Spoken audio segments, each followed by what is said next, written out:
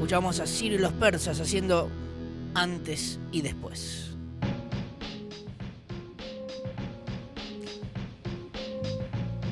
Han pasado 35 minutos de las 11 de la mañana. Seguimos haciendo Todo Tiene Movimiento en las mañanas de Radio UNLA. Estamos en radio.unla.edu.ar. Te invitamos a sumarte ahora mismo a nuestro Instagram. Estamos en vivo en @radio.unla. Momento de sistemas, momento de código abierto. Es el título de esta columna que compartimos cada 15 días. Sobre todo con el director de la licenciatura, que es Gustavo Siciliano, que lo hacíamos al comienzo también. Él le dio el nombre Código Abierto. Muy acertado, por cierto. Gustavo, ¿cómo estás? ¿Cómo están? ¿Todo bien? Buenos días. Buenos días. Vino acompañado hoy por otro docente, sí, o por un docente, de la licenciatura también en sistemas, que es Nicolás Pérez. ¿Cómo andás, Nico? Hola, buen día, ¿cómo estás? ¿Todo bien? Por Bueno. acá 10 puntos, muchas gracias por la invitación. Bueno, gracias también por acercarte. Contábamos que hoy Gus no iba a venir solo, que iba a venir con otro docente, que decíamos, acá ha construido comunidad. Vamos a ampliar un poquito esto. ¿Por qué? Porque si el tema de Ciro se llama antes y después, bueno, hubo un antes y después de las inundaciones de Bahía Blanca. ¿Por qué traigo esto? Porque en esas inundaciones se dieron cuenta que faltaban herramientas para poder predecir con mayor exactitud y con mayor velocidad, sobre todo, lo que iba a pasar. Recordamos inundaciones de marzo del 2025, que dejó 16 muertos, algo así como 100 personas desaparecidas, una cantidad de destrozos inconmensurables en esa ciudad. Y bueno, a partir de esa inundación se han dado cuenta que hacían falta más herramientas.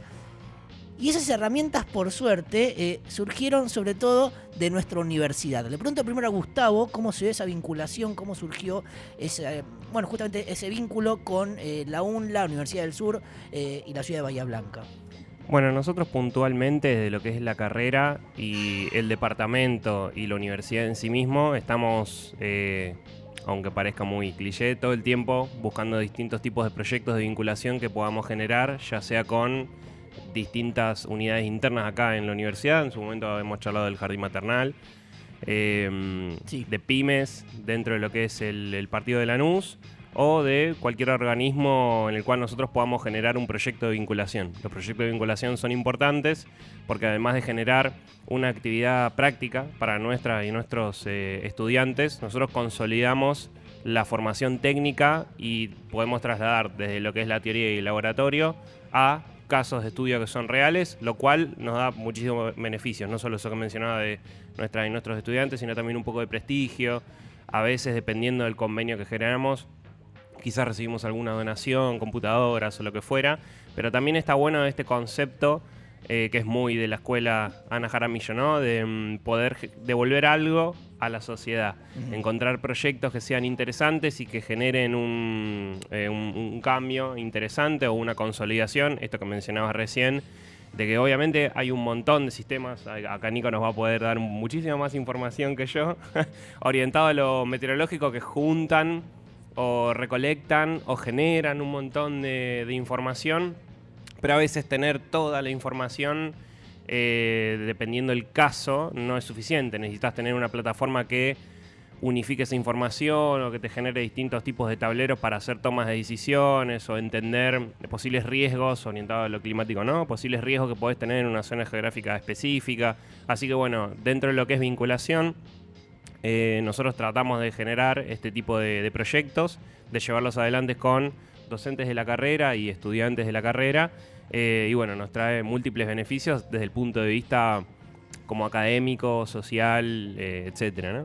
Bien, ahora sí, Nicolás, ¿cuál fue esa herramienta que hacía falta desde Bahía Blanca? Aclaramos que hoy es utilizada por Defensa Civil, por ejemplo, en la provincia de Buenos Aires.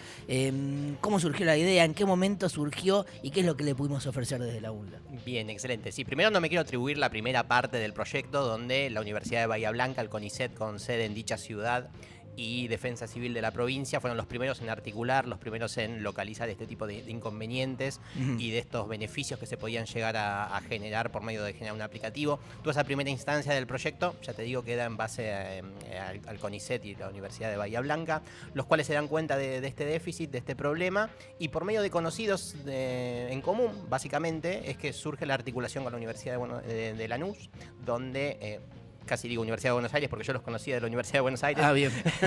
Pero bueno, ahora surgió con la Universidad de Lanús. Bueno, los conocía de la otra universidad, entonces articulan primero conmigo, me dicen, surge este problema, nos gustaría generar un visualizador para mejorar las cuestiones meteorológicas en la ciudad.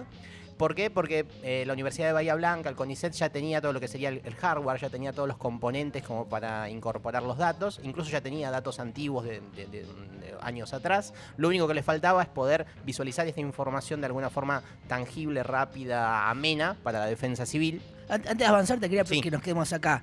¿Qué información necesitaban visualizar? ¿Qué es lo que justamente estaban necesitando que no, o no le encontraban la vuelta, o necesitaban justamente una asistencia, en este caso, tuya o nuestra? Bien, Defensa Civil en general utiliza muchísima información, principalmente la cantidad de agua caída, o sea, lo que se llaman los valores de precipitación acumulada, el viento, la intensidad del viento, la dirección del viento, pero principalmente todo lo que tiene que ver con la intensidad de las precipitaciones. Después hay otros valores más hidrometeorológicos, por así decirlo, que tienen que ver más con el caudal de los ríos, caudal de cualquier superficie con agua, que ahí nos alejamos un poco, yo me dediqué más a la parte de la meteorología, pero esa información también era importante, que si bien nosotros no la resolvimos, la dejamos como lista como para que un futuro equipo pueda resolver también ese tipo de niveles de altura de ríos o caudales. Así que nosotros nos enfocamos básicamente en viento y en precipitación, en lo que se llama tasas de precipitación, o sea, cuánta agua cae en determinada cantidad de tiempo. Así que eso es lo que generamos el visualizador con el equipo acá de la UNLA. Bien, cuando hablamos de un visualizador, ¿de qué estamos hablando concretamente? Un visualizador básicamente son gráficos a medida de cualquier usuario, donde uno puede ver un gráfico de torta, un gráfico de barra o simplemente un numerito, un porcentaje, eso lo define el usuario, pero básicamente eso es un visualizador. A mí me gusta hacer la analogía por ahí con los relojes inteligentes que uno tiene ahora, donde uno simplemente moviendo o arqueando un poco la muñeca ve un montón de gráficos que con un simple golpe de vista ya entiende obviamente qué hora es, por ahí entender las pulsaciones, entender la cantidad de pasos, la temperatura, etcétera. A eso se refiere con visualizador, con un simple golpe de vista tener muchísima información pertinente o que te interesa. Me gustaría que nos cuentes también cómo fue ese momento quizás de ponerse a laburar.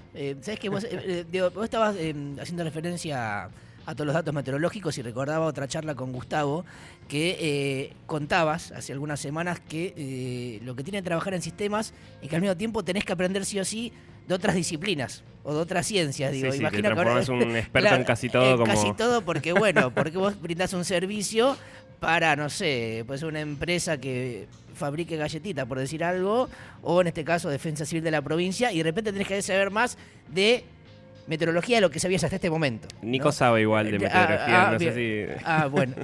Muy bien, sí, yo soy meteorólogo Bueno, previo a bien. ser licenciado en está bien. sistemas. Había un porqué. Ahí la articulación ese estuvo dato no más lo tenía, sencilla. bien. Pero así Genial. todo, hay una rama de sistema que se llama adquisición del conocimiento, donde Sí. básicamente el ingeniero tecnológico trata de aprender cualquier cosa. Entonces, Claro. todo Eso eso es es lo que una le pasó rama. a los estudiantes, por lo menos. Claro. A los estudiantes sí, cuando empezaron a hablar de todas estas medidas estaban, yo me imagino, quizás Bautista un poco más, un poco menos, pero... Uno de los estudiantes. Sí, pero ahí les costó como...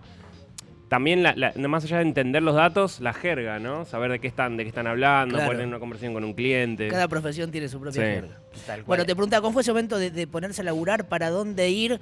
¿Cómo fueron los plazos? Porque tengo entendido que fue bastante rápido. O Bien. sea, no sé si fue una imposición o salió en pocos meses Dale. porque tenía que salir. Sí, te cuento, no hay ¿Cómo problema. fue eso? Bueno, esto surge financiado principalmente por algo que se llama FITBA, ¿sí? Que son los fondos de innovación tecnológica de Buenos Aires, que es un programa que surge prácticamente todos los años. De hecho, creo que ahora estamos concursando para uno, si no me falla Sí, la memoria. la provincia lo tracciona todos los años y nosotros estamos en dos proyectos actualmente. Bien, bueno, entonces en el año 2024 se postula la Universidad de Bahía Blanca para uno de estos proyectos, gana con la iniciativa de generar este visualizador.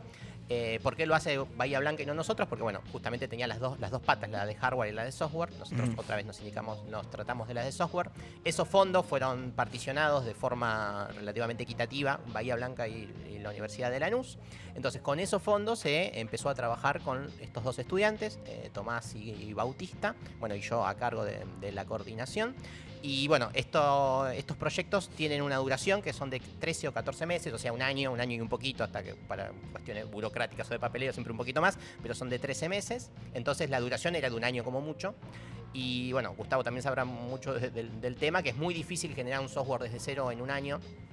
Es muy complicado, más allá de los factores quizás económicos también, que al ser un fondo de la provincia son valores relativamente chicos, bajos, y eso repartido en un año hace que sea muy efímero, muy volátil ese valor numérico. Entonces nosotros lo que tratamos de hacer es, para cuantificar un poco más el ingreso en la universidad y para los estudiantes, es tratar de hacerlo lo antes posible.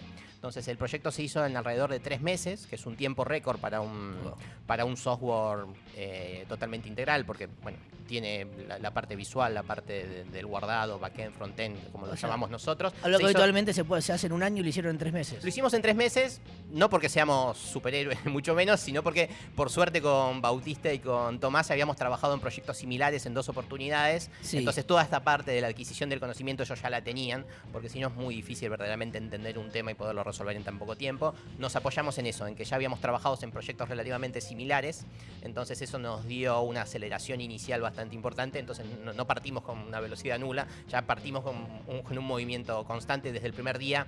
Ya los chicos supieron cómo encararlo y cómo trabajarlo, y bueno, verdaderamente yo no tuve que coordinar mucho, la verdad que ellos lo resolvieron súper bien.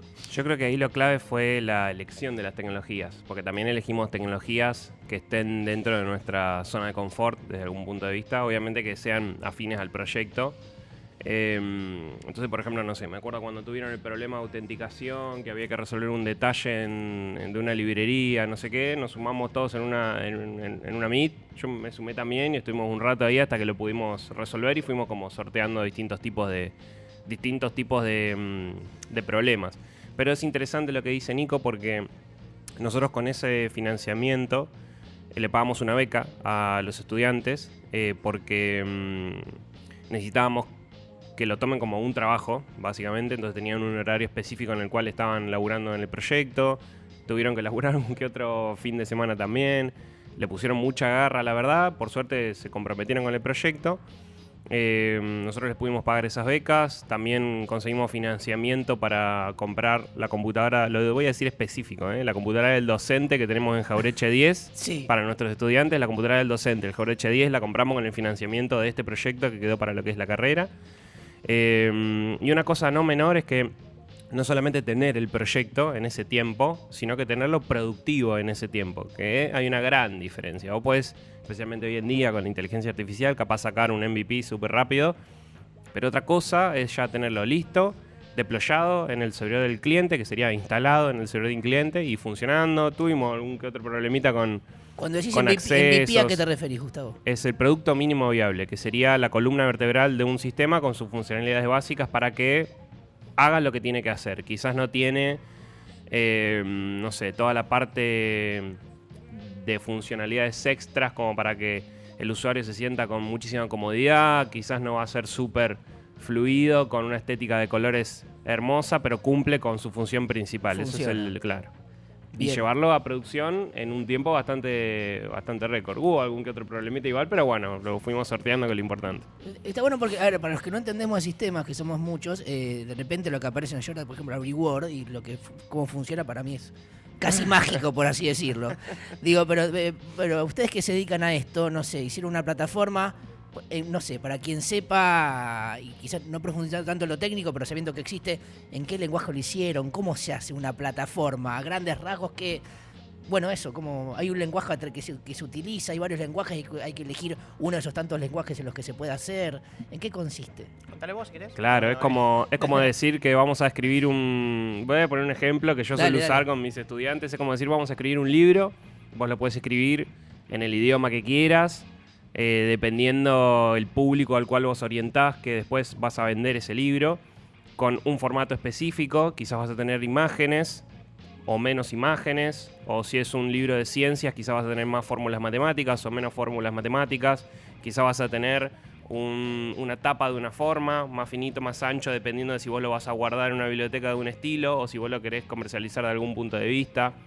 O sea, está más orientado a quién lo va a utilizar y en dónde se va a desplegar. Existen distintos tipos de lenguajes de programación. Nosotros puntualmente elegimos un motor de base de datos, que es donde se va a guardar la información, que tenga cierta cohesión o coherencia con las bases de datos que manejan en este organismo. Después definimos un lenguaje de tecnología para lo que es el front, que es lo visual, y un lenguaje de tecnología para lo que es el back, que es lo no visual, que corre en el servidor, que es un nexo con lo visual. Entonces vos tenés el primer proyecto, que es el visual, a través del cual un usuario escribe e interactúa.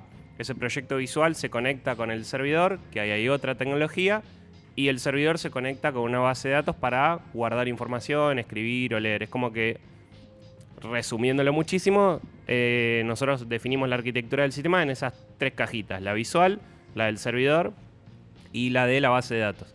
Acá lo importante era que la del servidor, además de conectarse contra la base de datos y contra la capa visual, también tenía que conectarse con los servicios externos para obtener la información de los distintos, iba a decir módulos, pero no me acuerdo cómo llamar a los kits de hardware que iban recolectando. ¿Cómo se llama? Está bien, módulos, Los distintos módulos. sí, Los distintos módulos que iban reconectando las métricas y demás. Quedó lindo, la verdad. Y bueno, elegimos tecnologías que nosotros explicamos mucho en la carrera. No le va a sorprender a nadie, pero Java con Spring Boot, por ejemplo, un poquito de Next. Y bueno, de esa manera tratamos de que el gap en cuanto al conocimiento técnico de nuestros estudiantes no tenga que ser muy alto. Tuvieron que aprender algunas cosas y, repito, creo que el punto más crítico fue cuando fallaba la autenticación, que tuvimos esa call creo que fue un sábado, no me acuerdo. Sí, fue un feriado. Sí, que me sumé Imagino yo. que si lo recuerdan es porque habrá sido encima contrarreloj. Si no, quizás hubiese pasado de largo. Imagínate, me sumé yo. Dije, bueno, nada, me sumo a darles una mano porque Claro. la cosa no... O sea, teníamos que resolverlo ayer. Pero bueno, a veces pasa, yo sé. Quien habla es Gustavo Siciliano, director de la carrera de sistemas de la UNLA. Está con Nicolás Pérez, uno de los docentes, también meteorólogo. Te quería preguntar, Nico, ¿cuán importante es, este es un proyecto para que lo utilice Defensa Civil, para colaborar en la prevención, me imagino, de inundaciones, que se usa todos los días, no sé si en tiempo real? Además, lo usa solamente personal autorizado. Tengo entendido que cualquier persona no tiene acceso. Digo, pero ¿cuán importante fue esto? Che, esto que vamos a hacer lo va a usar el Ministerio de Seguridad de la provincia de Buenos Aires. ¿Qué pasa con eso en lo simbólico, ¿no? O en lo concreto. Che, esto va a ser utilizado para algo tan importante como puede ser salvar vidas, porque hablamos seguramente en muchos casos que puede colaborar con su granito de arena para salvar vidas. Efectivamente, esto va a ayudar muchísimo, o ya está ayudando, esperemos que así sea, en Sí. la toma de decisiones que justamente pueden salvar vidas o simplemente también puede salvar cuestiones materiales, pero desde ya que tiene una implicancia fundamental para la ciudad en primera instancia. Pero una de las cosas que más nos gustó del proyecto es que esto se esperaba que escale a nivel nacional también. O sea, empezaba en Bahía Blanca, después iba a tratar de abarcar toda la provincia de Buenos Aires y con el tiempo se esperaba que llegue a toda la nación. Una de las principales cuestiones que tiene la visualización de datos meteorológicos es justamente que siempre se trata de encontrar lo que se llama la integración, es decir, que esté todos los datos en el mismo lugar, porque verdaderamente hoy uno googleando, buscando en internet, encuentra datos de meteorología por todos lados. El problema es ese, que los encontrás por todos lados, dispersos en distintos lugares, y eso no es para nada operativo, ¿no? Uno tiene que andar buscando en 1500 lugares y validando si esa información es buena o no. Entonces, lograr una integración, que todo esté focalizado en un único centro, es la gloria, sería magnífico. Hoy por hoy estamos con los datos de Bahía Blanca y de hecho con algunas de las estaciones que tienen, no, ni siquiera con todas todavía. Pero bueno, esa es como la gran fortaleza que tendría el aplicativo. La idea en principio, ¿sabés si es ampliarlo por lo menos al resto de la provincia de Buenos Aires? La idea es justamente terminar con las de Bahía Blanca, que creo que eran 14 o 15. Una vez que se termine con las de Bahía Blanca, atacar toda la provincia de Buenos Aires, porque bueno, justamente Defensa Civil de provincia era la que estaba articulando, así que esa parte va a ser más sencilla. Después ya abarcar toda la nación puede que sea un poco más complicado, pero estaría bueno poderlo articular con lo que son las bolsas de cereales, que tienen muchísimos de datos meteorológicos, o cualquier otra organización que tenga datos y que quiera compartirlos para salvar vidas. ¿Cuál es la importancia también? Bueno, quizás habría que preguntarle a los estudiantes ahora graduados de la licenciatura, pero ¿cómo fue para ellos participar de un proyecto de estas características? ¿Qué nos puedes contar? Bien, yo te puedo contar pensándolo como si yo todavía fuera estudiante, o una de las primeras cosas que uno quiere hacer cuando quiere salir al mercado laboral o como mostrarse como profesional es generar su portafolio de tecnologías realizadas o tecnologías en las cuales estuviste trabajando. Y verdaderamente tiene un peso muy, muy, muy alto tener un software operativo, como dijo Gustavo, es decir, un software que ya está funcionando en los servidores que tiene que funcionar, tenerlo con tu nombre. Es decir, que diga creado por, en este caso Tomás y por Bautista, eso le da un peso altísimo al currículum de acá de los estudiantes o bueno, ya graduados. Entonces, verdaderamente tener un software operativo, sea cual sea, más con la implicancia que tiene con vidas de por medio, realmente es muy importante, ¿no? No es lo mismo hacer un software, un desarrollo tecnológico y tenerlo funcionando en tu compu doméstica que esté funcionando para todo lo que sería el Ministerio de Seguridad con todas las cuestiones que tiene por detrás. De hecho, Gustavo nos decía que contrarreloj tuvimos que hacer algo de autentificación, porque justamente Ministerio de Seguridad, ya un poco te lo dice, tiene que ser seguro el aplicativo, ¿no?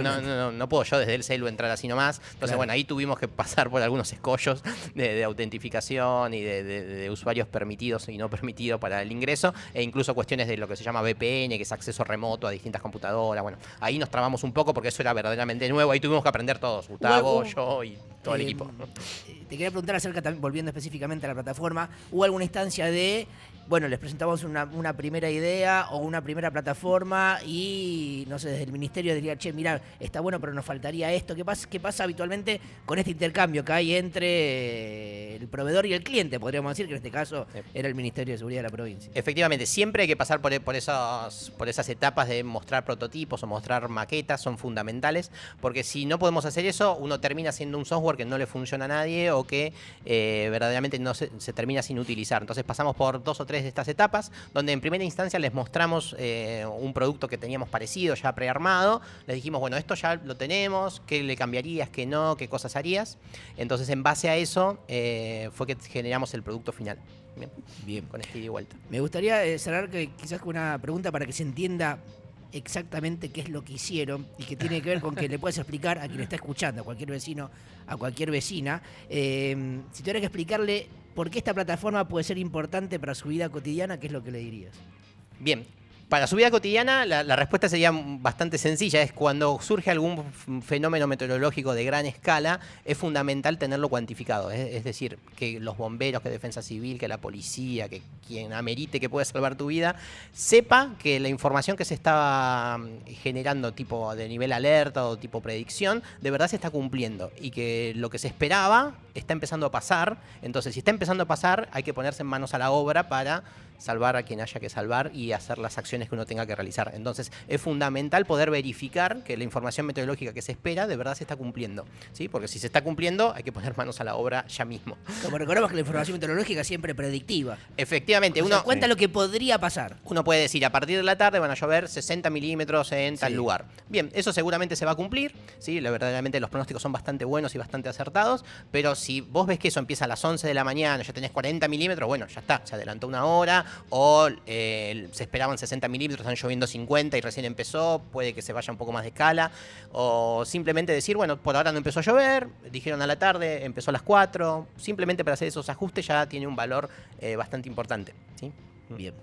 Bueno, les agradezco muchísimo la presencia y bueno, y también la posibilidad de hablar algo de un proyecto tan concreto que surge al mismo tiempo de nuestras universidades, ¿no? Porque está buenísimo poder contarlo. Está buenísimo me hizo acordar mucho a la columna de Julio, que hacemos referencia todos los días a científicos que están trabajando en cualquier parte del país para solucionar problemas concretos. Bueno, y me parece que al mismo tiempo es uno más, ¿no? De aportar un granito de arena, en este caso bastante grande, me parece, para solucionar problemas concretos de la sociedad. Así que nada, felicitaciones a los dos.